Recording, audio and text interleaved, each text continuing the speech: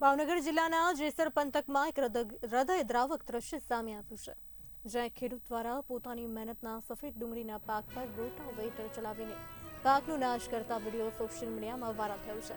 મળતી માહિતી મુજબ આ ઘટના જેસર તાલુકાના ઉગલવાણ ગામની હોવાનું જાણવા મળ્યું છે।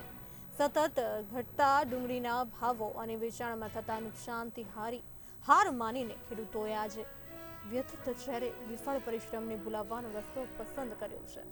વાયરલ થયેલા વિડીયોમાં ખેડૂત પોતાના ખેતરમાં ઉભેલા સફેદ ડુંગળીના પાક પર રોટાવેટર ચલાવી પાકનો નાશ કરતો જોવા મળી રહ્યો છે। સ્થાનિક સ્તરે મળતી વિગતો મુજબ ઉગલવાણ ગામમાં લગભગ 200 થી 300 વીઘા જમીન ઉપર ડુંગળીનો પાક થયો હતો, પરંતુ બજારમાં સફેદ ડુંગળીના ભાવ ખૂબ જ તળિયે જતા ખેડૂતોએ પાક વેચવાનો નહીં પણ નાશ કરવાનો નિર્ણય લીધો। ખેડૂતોએ જણાવ્યું કે ઉત્પાદન ખર્ચ, ખેતીમાં લાગેલી મહેનત અને ટ્રાન્સપોર્ટ ખર્ચ બધાને ધ્યાનમાં લઈ તો બજારમાં મળતા ભાવ અને લઘુત્તમ પણ નથી। ત્યારે આ વિડીયોએ રાજ્યભરમાં ખેડૂતોની પરિસ્થિતિ અંગે ચિંતા ઊભી કરી છે। ગ્રામ વિસ્તારોમાં ખેત મજૂરી અને ઉપજ બાદના નુકસાન વચ્ચે ખેડૂત આખરે ક્યાં જશે?